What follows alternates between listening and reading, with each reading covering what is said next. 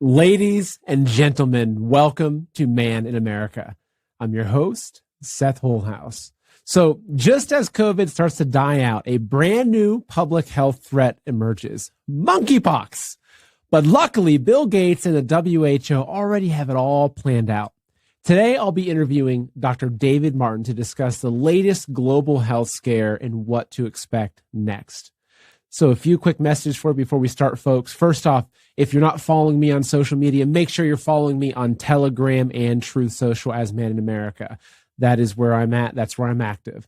Today's show is brought to you by Rise TV. Folks, Rise TV is literally the reason I can do Man in America full time. With the big tech censorship and the demonetization, they've made it really tough for people like me with a mission to tell the truth. And that's why we built Rise TV, because folks, right now we are at war, and it is an information war, and Man in America is how I'm fighting. So we have a massive content library over there. And if you want to join the Q&A with Dr. Martin at the end of the show, there is a link for a free trial in the description below. So come try it out. I think you're going to end up staying. And as you'll see in today's show, I believe we have some very shaky times ahead of us. The globalists are just getting started again with their monkey business. And a lot of folks are looking for ways to protect their wealth, and I've always been one to recommend physical gold and silver. In the past year, a lot of you have asked me if I had any recommendations as to where to buy gold and silver. Honestly, I was always hesitant to recommend anyone before because, unfortunately, there's a lot of shady gold and silver dealers out there. However, after doing extensive research, I'm confident recommending Noble Gold. You can buy gold and silver directly, or you can do an IRA transfer. So Noble Gold specializes in IRA transfers, which allow you to transfer your IRA into physical gold and silver with zero taxes or penalties. So if you want to learn more about this, open up a new tab right now and go to www.goldwithseth.com, or to speak to someone here in America right now, you can call 877-646-5347. Again, that's 877-646-5347. All right, folks. So my guest today is Dr. David Martin, someone who has been one of the leading voices in exposing the pandemic of COVID. And as we have monkeypox now emerging, I thought that he was the perfect person to bring on and say, figure out what's happening with all this monkey business. So folks, let's go ahead and welcome Dr. David Martin. Dr. Martin, thank you so much for joining us today. Seth, it's always good to see you, and I'm looking forward to being in Texas at the end of the week. So I'll be a little closer to your neighborhood. Oh, very, very good. Very good. So it seems like we just finished up with COVID, and then of course we had the Ukraine war, and now that's kind of pittering out a little bit. We've now got monkeypox. So, David, what's going on? What do you see unfolding? What's next? Well, Seth, a lot of Americans need to take a step back in time, going back to 1952. And you know how I am when I do interviews. I always love to make sure we're reminding ourselves of our own historical context.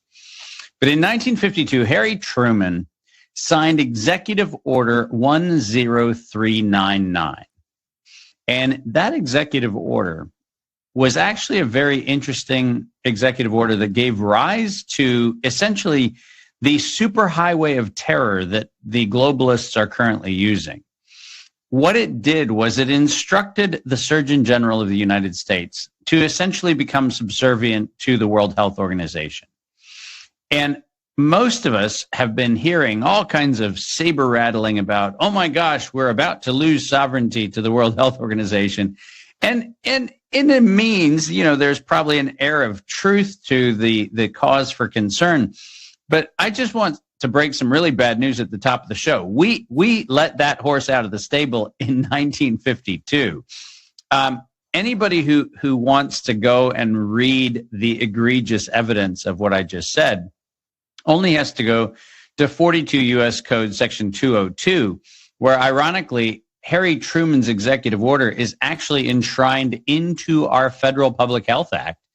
And it's enshrined by reference. It basically says, hey, and whatever Harry Truman said. So this was an unelected, non-congressionally reviewed executive order from 1952 that gave away our sovereignty to essentially saying that anything that the World Health Organization decided to do, either explicitly, and this is the part that's really chilling, Seth, what he said then and what the World Health Organization is saying now, is this for any actual or planned exercise of the World Health Organization. So ironically, we don't actually have to have a thing to have a thing. And it's fascinating as we read what the amendments for the IHR 2005 were, which is what people legitimately are concerned about. The U.S. government making it much easier for a planned outbreak to be something we have to shut the world down for. One of the tragedies is that the 1952 executive order gives explicit permission for the World Health Organization to build out these terror scenarios. And what makes this a problem is that if what you're trying to do is promulgate fear, and you're trying to use the air of public health emergency as a way to manipulate and coerce a population into taking actions that they would not otherwise take, then the problem that we have is a set of rules and conditions that fundamentally abridge the United States Constitution and our sovereignty. And for the last now 70 years, not the last 7 days, the last 70 years have given the World Health Organization, an unelected body, a body now largely controlled by the Gates Foundation, the ability to roll out whatever agenda they have and do so with impunity.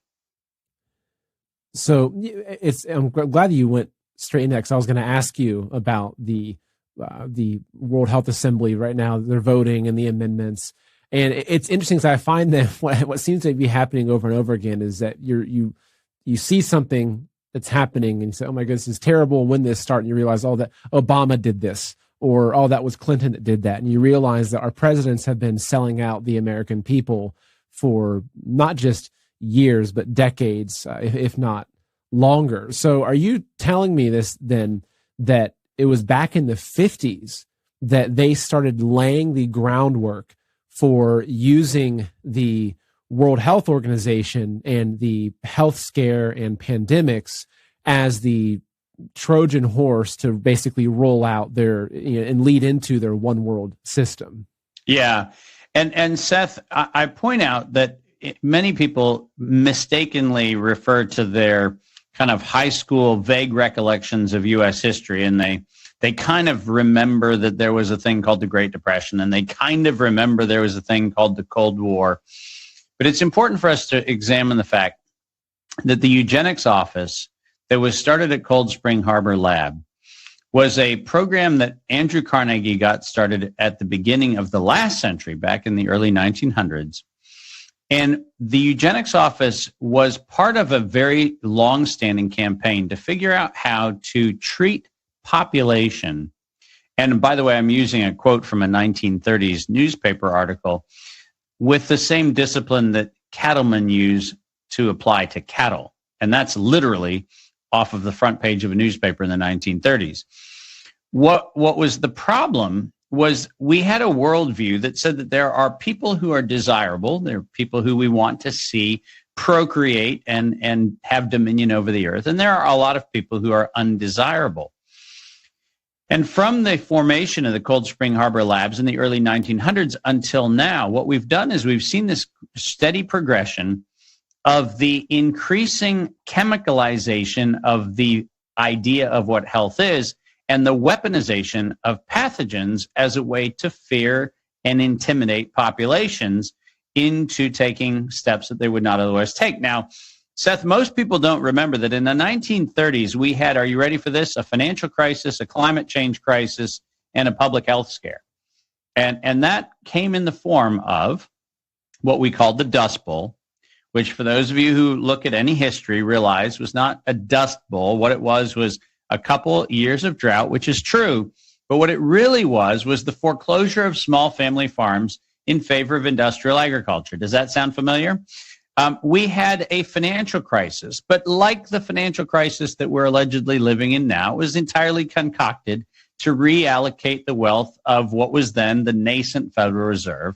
And then ironically, and this is the part that we actually entirely overlook, we manufactured a public health crisis in the form of the syphilis outbreak. And the reason why we had the syphilis outbreak of the 1930s and the reason why we had the Tuskegee experiment and all kinds of other things was to manufacture the industrial acceptance of penicillin. That's why we did it. You know, we didn't have syphilis as a population. Now, there were people with syphilis, to be sure, but the population's acceptance of penicillin had not, in fact, happened.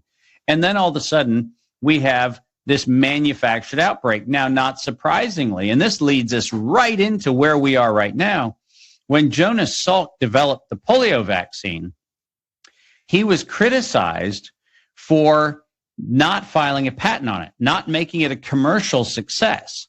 And so in the 1950s and 1960s, under the rubric of patenting the sun, there was a discussion about the fact that silly Jonas Salk had left all kinds of money on the table. And what we needed to do was we needed to actually have pathogens and their treatments and or vaccines as a means of building a chemical dependency in the American population and the global population so that we could have this match of a pathogen outbreak and then a vaccine or a treatment response. Having perfected that in the 1950s, the World Health Organization became the drug dealing front door broker for the Wellcome Trust. Not surprisingly, you made reference to a publication, and we need to slow down because sometimes we use acronyms and we don't go, well, hold on a minute. Why did that organization publish that document? Let's go back and unpack what NTI is, Seth. I'm going to pull that up for you here. NTI is the Nuclear Threat Initiative. Nuclear threat. Interesting. Did you hear what I just said? Yeah, so it's the Nuclear Threat Initiation or initiative, right? But yet they're talking about monkeypox outbreak. And people sit there going, my gosh, Dave, how do you weave together the tapestry? If you go down to the front page of that paper and go down to the signature page, which I think is if you have the text up there, what you see is it is the Nuclear Threat Initiative that is the one that signed the opening page. So yeah, keep going, and it's one more page down. You get the forward, and at the signature of the signature page, right there, read what's under the signature. Wow. So it's Margaret Hamburg, who's the interim vice president of the Global Biological Policy and Programs of the Nuclear Threat Initiative. You can't make this stuff up. No. And see, this is why what I try to encourage people to do is say, well, hold on a minute. 1952, Harry Truman, what's going on in this? Well, what was going on was we were looking for ways in which we could actually terrorize the public. And back then, and Seth, you'll remember this, when you were in elementary school, you remember the vestiges of Cold War kinds of scare campaigns. I remember when I was a kid in elementary school in the 1970s, I remember I was supposed to crawl under a desk in my elementary school classroom. And I was supposed to crawl under a desk to plan for a civil defense response to a nuclear blast. Now, I don't know what kind of really cool desks you grew up with, Seth, but my elementary school desk, as I recall, was 4 metal legs, a wooden top that flipped up so I could put my little knickknacks inside of my desk. I'm pretty damn sure that if there was a nuclear blast, the only thing my desk would have been was the thin metal veneer melted across my melted corpse. I don't think that it would have done me much good. But if we go back and realize the Nuclear Threat Initiative has been around as a terror campaign generator, a terror propaganda generator since the early 60s and 70s. And not surprisingly, when you want to terrorize a population, what do? Turn to the experts.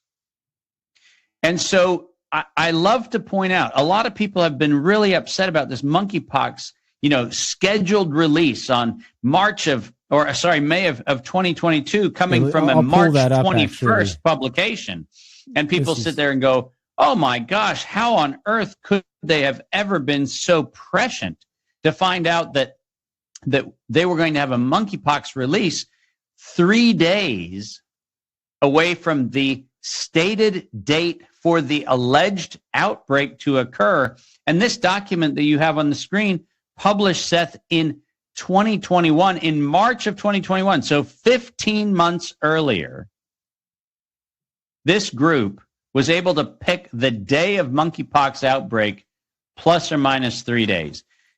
Listen, this is a willful continuation of a campaign of domestic terror, and it is done to make sure the public remains in fear and in cognitive dissonance and in the disbelief of what Plato described in the Republic.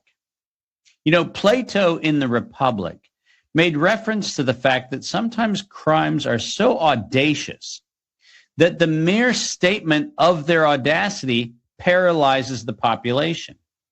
In Plato's world, he called those temple robbers or grave robbers. These were people who desecrated that which was sacred. And Plato said sometimes the level of desecration was so immense that people just stood back in incredulity going, I can't believe somebody would desecrate the temple, or they can't believe they would rob from the temple. Well, in Plato's day, the worst thing to do was to desecrate that which was sacred. In our day, the worst thing to do is desecrate that which is sacred, which is human life. And we can have somebody with impunity tell us in October of 2019 that we're going to have a global exercise in the release of a respiratory pathogen, which as of today allegedly has killed over 7 million people around the world. We can have people with impunity, the same people, right in the document you put on the screen, that they expect to see deaths as many as 200 million people in 2023 and 2024. Gosh, yeah, they're showing here on the December 1st, 2023, the scenario is 3.2 billion cases. So half the world's population has it, with 271 million deaths is what they're saying here. Yeah, and think about what level of inhumanity is required to have not even a batted eye, not even a ripple of conscience, to put into writing that you are going to terrorize a population with a specter of 271 million deaths, over half the world infected with, if you read their scenario carefully, with a monkeypox that was engineered to be vaccine resistant. Absolutely incredible. And I remember watching one of your videos where you highlighted that specific fact where it said it was engineered to be vaccine resistant. And so yeah, well, and this is where we have the World Health Organization with blood on their hands, because the fact is that if you go back and look from the 1980s forward, and you know me, I have a bad habit of reading patents, including the over 20 patents held by NIAID on monkeypox-related vaccines. So not surprisingly, we're once again in the realm of monkeypox-related vaccines. And not surprisingly, are you ready for this? Moderna. Who knew? The company that had never, ever, ever made anything ever until they started injecting people with the lethal spike protein. That Moderna is the one who conveniently is ready to roll out a monkeypox vaccine. And you sit back and go, you know, this is willful. This is criminal. You know, Seth, I grieve for the families of the children who died yesterday in Texas. My heart breaks. As a father, my heart breaks when I see the extinguishing of any life, but particularly young, innocent lives of children. That breaks my heart.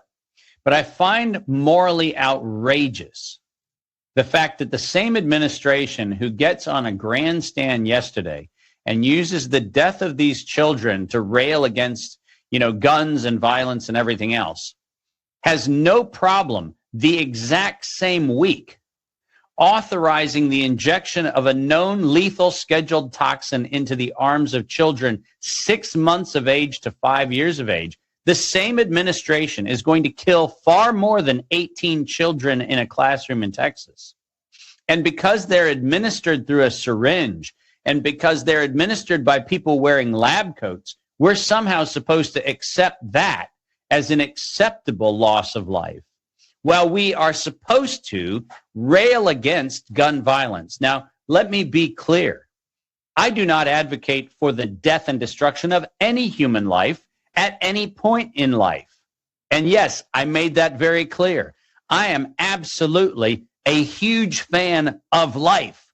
I think that if the Creator was creative enough to figure out how to make us, I think we should honor that creation. That's my view. But here's the bottom line, people. You cannot, out of one side of your mouth, say that you are somehow advocating for choice and you're advocating for the lethality of injectable doses into children, and then allegedly get yourself all whipped into a frenzy over what happens when somebody unloads clips of automatic weapons in a classroom. The fact of the matter is, if we are going to stand for human life and human values, we have to be as outraged at the FDA as we are at the shooter. And we're not. Well, it's that social conditioning that we're touching upon, and just the acceptance of, if this person is in a lab coat. I mean, we were warned for millennia about false idols. Yet now we live in a society, in a day and age, where someone like Fauci can get up in front of the camera wearing a lab coat, and he can tell us exactly what health decisions to make. Doesn't matter what conflict of interest there is. Or you even got someone like Bill Gates, who that's a whole other topic, out there pushing the same exact thing. So where do you think this is headed? Because as we saw COVID unfold, and as you have been on the forefront of exposing the whole agenda with the pandemic and everything, it seemed like it had pittered out and died off. And now all of a sudden it's monkeypox. So do you think that COVID was just laying the groundwork, both in terms of the changes to the laws and the regulations around the world, but in addition to psychologically priming people to become just respondent to fear and just to line up for whatever the next shot is? I mean, where do you see them using this? Where do you see this taking us over the next year or so? Well, I've said for many years, I said this back when Elon Musk and Stephen Hawking had their debate about artificial intelligence taking over the world, probably over a decade ago. One of my concerns is that there is a worldview that brings back a memory for me of 2003. In 2003, I had an unusual experience, which was sitting in a conference. This was pre the TED Talk rage. This was back when the cool place to go was Camden, Maine, for a thing called Pop Tech. And I listened to a guy named Aubrey de Grey. Aubrey de Grey is an expert in the aging research of the human body, and specifically focused on anti-aging to the point of immortality. And I listened to him one day in a conference in Camden, Maine, suggest how wonderful the world would be with a world in which there were no children. That was in 2003. And he talked about how lovely it would be to be able to sit at a restaurant or on an airplane and never have to hear the sound of children again. And I watched a room full of people sit in kind of rapt silence as this guy described the perfect world, which would be a world without children.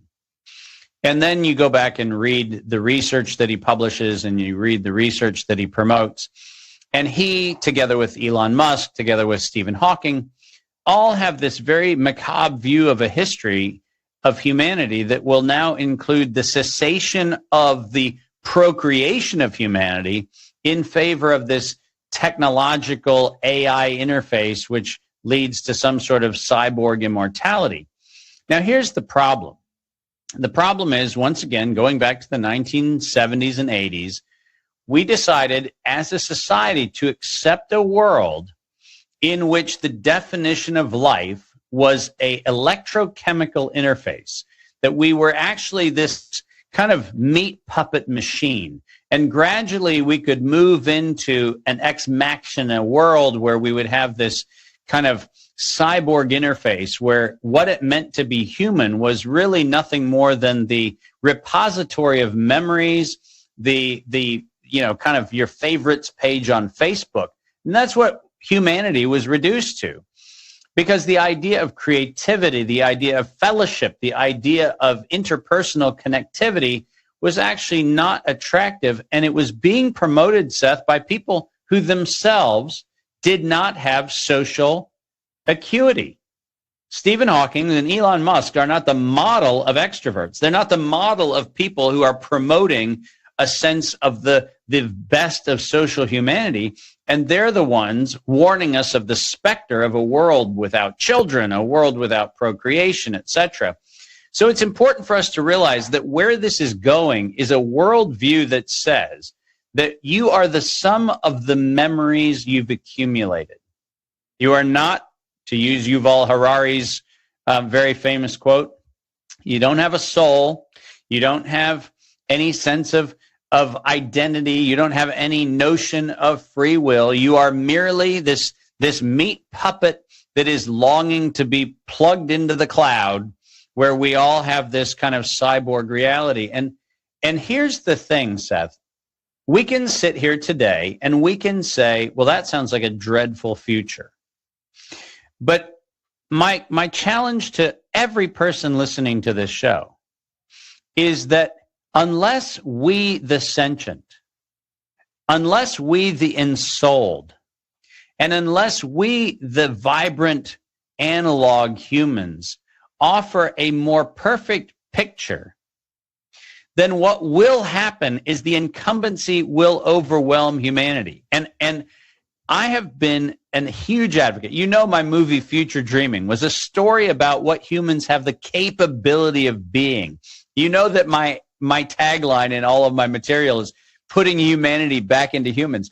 That's not a metaphor for me.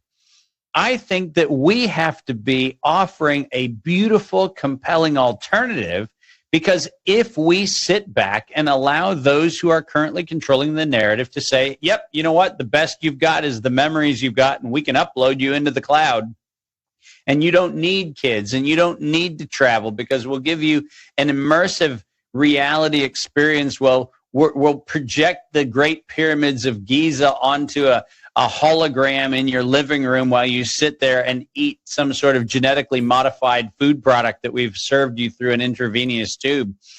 You know, if that's your view of life, then what it really is an indictment on all of us who are sentient living beings who failed to offer a compelling alternative. And that's, I think, my call to action, which is be so freaking on fire with how beautiful it is to have kids and to be a dad and to have adventures and to travel and to have people sitting around your dining room table. Make the alternative so compelling that the cyborg illusion of a dystopian future is not even remotely interesting, because it's so much more fun to live as a human. Oh, it's such a good point. And I think that, you know, with what you're talking about, you know, putting the human back in humanity, I really believe that's the journey humanity is going through right now. I think that we've been, you know, since the Industrial Revolution, we've been led away from what it means to be human. You mentioned the Dust Bowls, the Dust Bowl, and the closure of all the family farms. You also had, you know, once the central banks came in, which led to shutting down of all the small banks across America that were competing against the New York banks and lending to small families and thriving. So they've taken away from us, and they've taken us further away from really what it means to be human. And they want to drive us into this system where, you know, our food comes from these indoor hydroponic systems it's all blockchain. You show up with your digital ID and you've had your 17th jab or booster or whatever to get your, you know, genetically grown tomatoes that probably have vaccines inside of them. So I think that, you know, what you talk about is a beautiful explanation of that. To counteract that It's about going back to tradition, going back to what it means to be human. Planting a seed, watching a seed grow up, into a plant that then gives you food. Doing the same thing with a child and raising children and getting back to nature and all these things. And I think that they sense that we're also sensing this, and they know that we're returning back to this tradition. And I think that they're frantic about it, which is why they're having to rely on these global fear tactics to try to drive us into the arms of their future, which... And listen, I mean, we always will, as we have in every phase of human history, we will always have the choice to say no. I remind people that the Bible is filled with a middle section that nobody bothers reading. And we call him in the Christian Bible, we call it the minor prophets. The reason why those things are not overly read, and the reason why most people find them tedious and boring, is because the story's basically the same. People fall away. They follow somebody else's idol. They follow somebody else's mandate. They follow somebody else's God. And there's a prophet that comes along and goes, I think I'm the only one, God. And then God comes back and goes, well, no, you're not the only one, but it feels that way. And because it's the same story over and over and over, we stop reading it, and we pay little attention to the fact that the reason why there are so many of those stories in our Bible is because that's how humans act a lot. That's why there's so many of those stories. And we have to get really real about this. The fact is that we're living in a period of time where there is an alternative God, and the alternative God is a God of technology, but not just technology in some sort of abstraction. This is a God of technology in the form of reducing humans to a chemical electro-connected formula. That basically we are these carbon, phosphate, calcium, hydrogen life forms that are really nothing more than the meat puppets that go around kind of snapping pictures of reality and then storing those pictures for some sort of downstream reference. The fact of the matter is, there are an enormous number of us who, in fact, have fallen away from our purpose. Let's call it what it is. Yes, we can point to the Bill Gateses and the Anthony Faucis, and those are very, very appropriate targets to criticize. But ask yourself, how many times have you spent as much time, I don't know, in the kitchen teaching your kids how to cook a pasta dish or roast a freshly harvested animal just the way, it came out of the field or out of the ground? How many of you have actually done that as much as you've done checking your status on Facebook or on social media or whatever else? And here's the problem. The problem is we can sit there and point to the ones who are actually perpetrating these crimes, and we can say, well, they're the problem.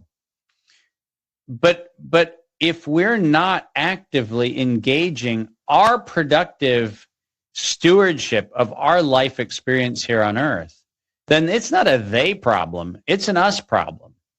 And monkeypox, as I pointed out in a show I did a few days ago, Seth, we have 17 pathogens in the works right now. So SARS was 1, monkeypox is 2. And just to drive home a point, there's another one called the African primate fever, which ironically, in the most recent report that was just released, that was published through NIAID, included a reference to samples of this being in a Ukrainian biolab. Ukrainian. Did you hear me pick an interesting random point of the globe where the African primate fever is actually a Ukrainian lab? I mean, it makes perfect sense for an African primate fever to be found in a biolab in Ukraine, right? Yeah. I find that to be remarkably interesting. It's kind of like Peter Daszak in 2015 working in Wuhan, and then nature accidentally getting a bat into Wuhan accidentally in 2019.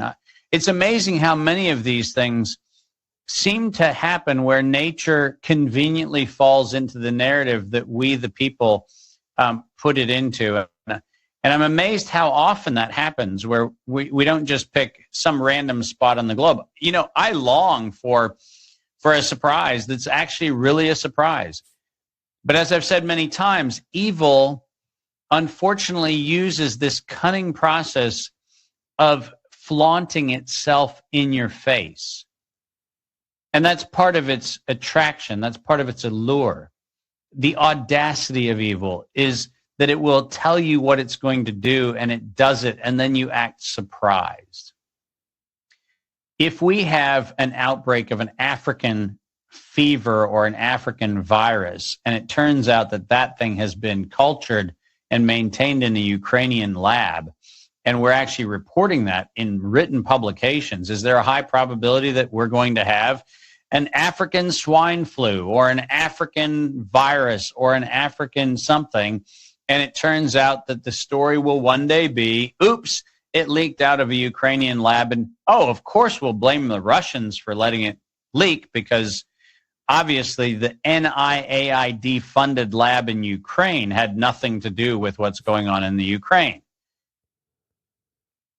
I mean, you know, botulism, we know that we're shutting down food processing facilities, Seth. We know that there's going to be a botulism outbreak. We know that there's going to be another anthrax outbreak. We know that there's going to be a tularemia outbreak. We know that these are things that are going to happen because the perpetrators have told us they're going to happen. Now, our challenge is to say no. No to the fear, no to the narrative, and like I did on my recent show, and like we're doing in this conversation, get in front of the story so we're not reacting to SARS 3, 4, 5 months afterwards going, whoa, how did this happen? And that's the important question. And that's, you know, usually ahead of doing an interview, I'll ask folks on social media and say, hey, if you have any questions for my guest today, please let me know. And I had an outpouring of questions for you. And actually, we are going to be doing the Q&A for those of you that are watching in about 15 minutes or so. We'll go over to Rise TV where you can ask your questions directly. If you want to join us over there, there's a link for a free trial in the description below. But one of the questions that kept coming up was just, how do we fight back against this? You know, as an ordinary person, whether I'm in America, Australia, or Finland, this doesn't matter. All of us, I think, that are awakened now, feel the pressure of this global government trying to squeeze us into their system. So how do we fight back against this? Well, obviously, for starters, Nancy Reagan said it best, just say no. And that is a just say no to everything. It's say no to anything that is the convention response. If you are coerced into a reflexive behavior, simply say no, because that is the right answer. The right answer is no. But I think that, we just saw in several states, I think 4 states last night, we saw primaries and runoffs and a bunch of things about elected officials. One of the things that we did, Seth, with prosecutenow.com is we put a lot of resources into the public domain so that individuals could ask candidates point blank, are you going to prosecute crimes that are being perpetrated in allegedly the public interest? And if we look at prosecutenow.com, one of our goals is to make sure that people have the ability, regardless of the state they're in, to be able to make sure they're putting pressure on elected officials and on candidates. So you go to whatever state you're in, you pick whatever concern you have, and you can actually send a request for a special prosecutor on a daily basis to any one of all of the elected officials that you have. The first thing we have to do is get informed and get active. We must get informed and get active. And what that means is that at every turn, we must have an active participation among the citizens of this country and people around the world to say, you are not going to get our vote, you're not going to get a donation, you're not going to get any support for anything unless you are willing to commit to accountability when it comes to these things. We have to gradually educate ourselves and then take back the principles of democracy. You know, the Spanish Constitution is unique. And that's tragic, by the way. But the Spanish Constitution is unique that says that to have the right to vote, you have to be literate. Now, ironically, in Spain, the mandate to make sure the population is literate falls with the government. So it's kind of an interesting cat and mouse game. If you're not literate, you don't have a functional democracy. If you don't have a functional democracy, it's because you don't have an appropriate government. So, it's a bit of an interesting little conundrum there. But their point aspirationally is right. If we're not informed, we should not be voting. If we're not informed, we should not be engaging in the civil discourse, but we should be informed and engaged. And what we've done over the last probably 25 or 30 years is we've gotten very, very, very complacent. We've sat back and let people kind of get a popularity contest here or there, and then they're largely out of sight and out of mind. You have, and if you're listening to this show, I don't care what country you're listening to, you have local representative offices that are in your towns or in your counties or in your state, and you have the ability to, print one of the complaints off prosecutenow.com. Go and sit with an elected official. Say, what are you doing about these crimes? And while people sit back time and time again and say, Dave, I sent it to a DA and I never heard back, or I sent it to a prosecutor and I never heard it back. I sent it to an AG and I never heard back. Well, you're looking at the biggest loser when it comes to batting average that exists on the planet. I have sent more complaints, more alerts, more intelligence briefings to more places and had zero response than anybody else out there. So the good news is I'm the biggest loser. I already won. But the cool thing is my batting average sucks, but I'm actually very effective because I keep going to the plate.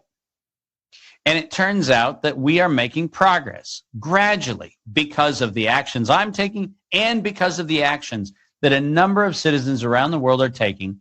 I'm starting to have law enforcement. I'm starting to have attorneys general. I'm starting to have governors reaching out to me going, okay, we relent. What is it that you have to tell us? And one by one, what's happening is I'm having conversations with attorney generals, with governors, and those conversations are leading substantively to people who are starting to take action, people who are starting to call out things. Just the other day, we had an attorney general in the Midwest who finally stood up against the World Health Organization. Guess what? That wouldn't have happened had it not been for the constant pressure. And this is like any other muscle that we have to stretch. Yes, we go to the gym 1,000 times. For the 1 week we're going to be at the beach in the summer. You know what? Go to the gym again. This is the gym of democracy. This is building the muscle and the fitness of being a citizen that actually has the responsibility and accountability that we all say that is enshrined in the values and documents that we love. So guess what? We've got our day at the beach. But you don't get your day at the beach if you didn't spend all winter in the gym, because otherwise you don't want to be on your day at the beach. So I'm a big advocate for striking out mostly and connecting and getting singles and doubles. And every now and then I get to put one over the edge of the fence. Remember that for the guy who's lost the most, if you fly in this country and you're not wearing a face mask, you're looking at a guy who, after multiple failures, got a judge in Florida, together with the Health Freedom Defense Fund, together with the Davalier Law Group, we got the federal government to have to suspend the mask mandate on planes. Now, I don't know about you, but that's a big win. Oh, yeah.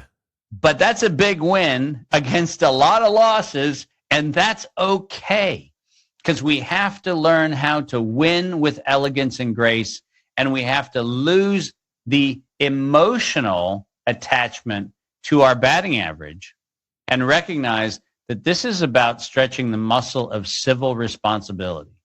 And that's where we need to be as people. And I think that those are some really important points. And shortly, I want to go back to your Prosecute Now website and have you walk through a little bit about how that works. I think it's very important. Yeah. But I think that, with America especially, we talk a lot about one nation under God. God bless America. We've got songs about it. It's enshrined everywhere. But I think that if God is looking down on our country and he's watching the people of America, we have to be a nation that is worth saving. And if we're sitting there and we're sitting there watching our Monday Night Football instead of going to the local school board meeting, or we're sitting there, just eating junk fast food instead of learning how to grow our own food, and we're relying on that system, and we're waiting for some white knight to come along and save us, and we're sitting there saying, well, it's all Bill Gates and Anthony Fauci. If you were looking down on that nation, would you say, well, these people are worth saving? Versus if you look down and you saw people, and whether it's America or other nations, but going out and doing what you're doing, practicing that muscle of democracy and even practicing the muscle of civil disobedience and holding people to the fire that are supposed to be representing us. I think then, especially doing that grounded in the right values of saying, look, we have to save this nation because we're a beacon of hope and freedom and faith for the world. Then I believe that we can become a nation worth saving. But if we're all just, getting lost in the bread and circuses, I think it'd be hard to make that argument. Well, and let's go and use one of the beautiful stories that I love to use from the Exodus. I mean, we just came through the Easter and Passover season.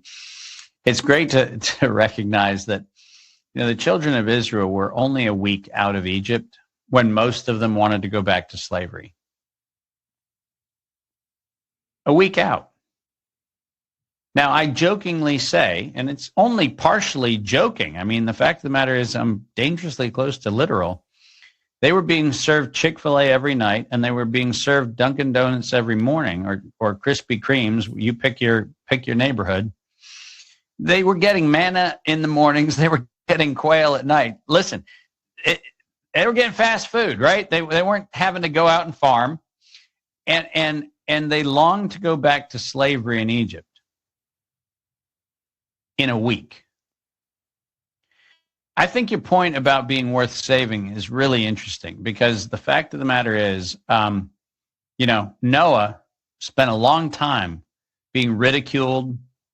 Last time I checked, people walked past and laughed at him. What's that guy doing building that giant, whatever it is? We don't even know what it is. It's big and it's got gopher wood. We don't even know what gopher wood is. Like, there's all kinds of stuff. He's making runs to Home Depot and Lowe's at weird hours, and people are going, what's that guy doing? And everybody's making fun of him. And the fact of the matter is, I think you're exactly right. If you don't put the effort in, right? If you don't run the risk of being ridiculed, if you don't run the risk of being, labeled as whatever I'm labeled, I get constantly people go, oh, but you don't know that there's a Google Doc out there that's 70 pages of smear against Dave Martin. You know what? I've never had the time to write 70 pages of smear against anybody. So I feel slightly honored that somebody decided to take their time and effort and write a fictional expose on Dave Martin. Whatever. I think it's interesting reading. I offered to talk to that guy and go through his illusions and help him understand why I was, in fact, everywhere I said I was. He doesn't want the facts. But the fact of the matter is, you know what? I'm in good company. Moses got ridiculed for actually saying, yeah, we're going to go ahead and follow a pillar of fire at night and a smoke cloud in the day. And there were some times I can guarantee you Moses was going, man, this thing better work. When he smote the rock and the water came out, I don't think he was just smiting the rock like, I'm going to go ahead and tap the rock because I feel like tapping the rock. I think he was probably frustrated. Real people get really frustrated. But the core is to take action, because it is, in fact, in the taking of action that you realize that you are always equipped to be able to take on whatever you encounter. And it's not an intimidation when you realize that you always have sovereignty over your own actions, your own thoughts. And it is really necessary for us as a civil society to recognize that we do have to be worth saving. And that does mean putting in the hard yards and running the risk of having people say nasty things about us. The truth is, as Mickey Willis and I have celebrated many times since Plandemic 2 came out, we have had not a single party anywhere on earth willing to go head to head with me. Despite the fact that we have money on the line, despite the fact that we have publicity on the line, and despite the fact that we have an offer to publicly shame me, not one person is willing to go head to head with Dave Martin to debunk a single statement I made in Plandemic. Now, ask yourself the question, if there is not a single accuser, not one, and that's after 2 years, then I know I'm on the right side of history. Because as much as there have been attempts to try to figure out ways to manipulate and malign, the fact is truth is the ultimate defense, and certainty of truth far, far better than any faith or hope or anything else. Certainty, which says you know you are doing the right thing, is something that is an estimable value, and there is no question that, Seth, these conversations are the right conversations to have, because what they're really about at the end of the day is a word that we don't really understand, and that is repentance. This is about making sure that we understand that this is not about just being sorry for being complacent and lazy. This is not about being sorry about, not making enough time for the civil responsibilities we had. This is not about being sorry. And unfortunately, the church has failed us when it comes to the term repentance. They make it out to be, just feel shame and feel guilt and feel whatever else. That's nonsense. What repentance is turn around and go the frickin' other way. It's not about feeling bad. In fact, repentance has nothing to do about feeling bad. Repentance has everything to do with going, hey, I've been going the wrong way. I need to turn around and I need to go a new direction. And that, my friends, is what this is about. If you want monkeypox to do any good at all, repent from the fear that you allowed to creep in with COVID and turn it the other way. You are not going to suffer from monkeypox unless you suffer from a failure to repent from the fear of COVID. That is such an important point.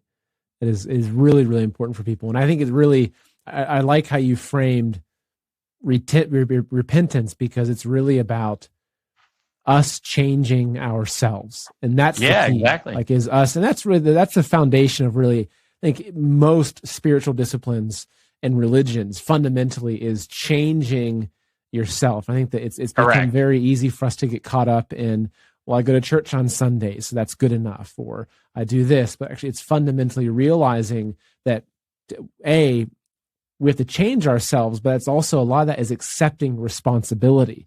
We've allowed Bill Gates to get to the place that he is. We've allowed Fauci to get to the place that he is.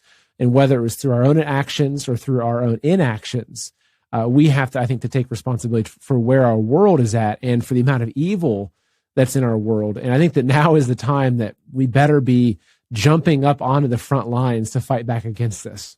That's exactly right. This is the best time to be alive.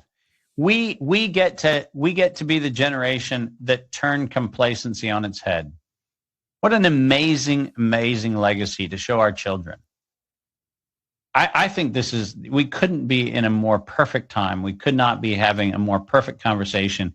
This is the perfect time for each and every one of us to realize that we are laying down now a foundation that will be remembered across history, because we're the ones that have the responsibility of saying complacency is not part of the American story. Complacency is not part of an integrity-filled life. Complacency is not part of any form of faith or of belief or anything else. We are never asked to dial it in, to sit back and just let things happen. This is about being stewards of that wonderful thing that we've been entrusted with called the divine life and light that each and every one of us has. No, absolutely. So, David, before we head over to Rise TV, I want to just take one more moment to look at the website. which is an amazing initiative that you're doing. But also, I want to ask you, where can people find you? Where can people follow your work, get in touch with you if they need to? Where's the best place for that? Well, the good news is Kim and I are old-fashioned. We still have Butterfly of the Week. It's on all the social media platforms, courtesy of some really wonderful people. Almost all of them get uploaded to the Rumbles and the BitChutes and everything else, so that once in a while when we get taken down off one, people get to see us on another. So we're out there. Butterfly of the Week is still the best way to stay on top of kind of the breaking news. We're always publishing all that content on Activate Humanity. So if you go to Activate Humanity, you'll always see our content over there. You'll also see it on a whole host of other platforms. So we're really fortunate. Great people are helping us get the word out and distributing it around the world. So David Martin World on YouTube, I'm still up there. A lot of people have millions of questions about how that's happened, but I think I've gotten three videos in 2.5 years taken down. So far so good. Obviously, Kim and I have put a lot of content up at our fullyliveacademy.com. Fullyliveacademy.com is where we have a lot of our online content on a lot of our resources. If people want to take a deeper dive into the stuff that we do, we also do, as you know, a huge amount of workshops and stuff like that. So, but Fully Live Academy is where the world can find us. And we try to keep a lot of communication going. So that's a good place to plug in and connect with us, because that's where a bunch of our newsletters go out of and things like that. So that's another place. And then prosecutenow.com, Seth, what we did with that, and I'd really love to give a shout out to Stan Graham, to Brian Ingram, to John Hewlett, to Joe Hicks. If you scroll through prosecutenow.com, what you have is an enormous amount of just print content. So if you go past the map, keep going down, what you have is a bunch of documents which you can download. You see our federal case against the president in Utah. You see a bunch of the summaries of litigation. You see an enormous amount of resources. All of these are downloadable and usable in school board meetings, public gatherings, and so forth. So each one of those documents is worth its weight in plutonium. You have the ability to do an enormous amount of research and to share that research. All the criminal stuff is there. That document that you just passed, the Faucian drama, little play on words from Faust. The Faucian drama is a playbill we did on how this campaign of terror was set up. So we actually put it in an entertaining way to inform people about what happened, but did it in a playful way so that people could actually use it in community conversations. And it's actually really, really fun. That's an amazing document, largely inspired by the amazing mind of Stan Graham, who has the ability to take the complexity of what I do and get it out there. So that's there. But then if you go up to the map, what we did in the map, and by the way, we're still debugging it. So if you just pick on, Texas for the sake of argument, and you scroll down and you click on Texas, and then you pick on a topic. So just pick the first topic over there and click on that and go to next. And what you'll see is that it'll auto-populate the email addresses of all of your elected officials with a pre-drafted letter that you can send directly from this platform. And it goes to absolutely every elected and political official in your jurisdiction. So it's actually developed so that you can actually send it directly. You can put a personal note at the bottom in that little pink field. And then when you go to hit submit, you just go through a process of verifying that you, in fact, do live in the district and all that kind of stuff. And it's sent out. And we did that, Seth, because a lot of people don't know how to find those people. And what we've done is we've made it really, really simple. So anybody who can, and by the way, I get requests from Canada and from Australia and from other parts of the world, but where's our copy? Well, the fact of the matter is the document is there. It doesn't matter what jurisdiction you're in. Just print out the document and send it to your particular elected or appointed representatives. The goal of this is to perpetually bombard people with the requests for the appointment of special prosecutors, because this over time, and I want to emphasize this, this is not an overnight success. This is going to take a lot of people, a lot of time, but over time, we will prevail because we already are. We are having meetings now that we didn't have a month ago or 2 months ago. And the reason is because whether it is the Attorney General of a Rocky Mountain state who finally relented to have a meeting because he just got sick and tired of hearing from people, and he finally said, okay, I'll meet with Dave Martin. That's what we need. We need those things to happen. And we've got some other great news that I can't talk about yet, but I will be talking about hopefully in about a week. It turns out, Seth, some great things are happening in Texas. And so we're looking forward to some pretty cool announcements coming out of Texas very shortly. But we're making progress, but we're making progress on the back of the efforts of each and every one of you. So you don't get tired. I won't get tired. That's the deal. This is a long campaign, and we're in the first innings of it. We've got, like you said, we've got COVID kind of gnawing at the heels, but not as visible. We got monkeypox now, which we're supposed to be afraid of. Like I said, we've got 17 other toxins in the queue. They're saying 271 million people are going to be dead by next year. Listen, we can stop all of it by taking action now. Fantastic. And so again, folks, that's prosecutenow.com. That's the website. If you want to take action, go there, find your state, do that, prosecutenow.com. So we're now going to head over to Rise TV only for some fun Q&A. And this is where the real kind of magic comes out for some of these shows with Dr. Martin. So if you have questions for Dr. Martin, if you want to join us over there, there is a link to a free trial in the description for below. Rise TV, folks, is what allows me to do this full time. I've been kicked off of platforms. I've had most of my content demonetized. I make about $30 a month from YouTube versus a liberal channel, maybe making 30,000 with the same number of followers. I'm not kidding.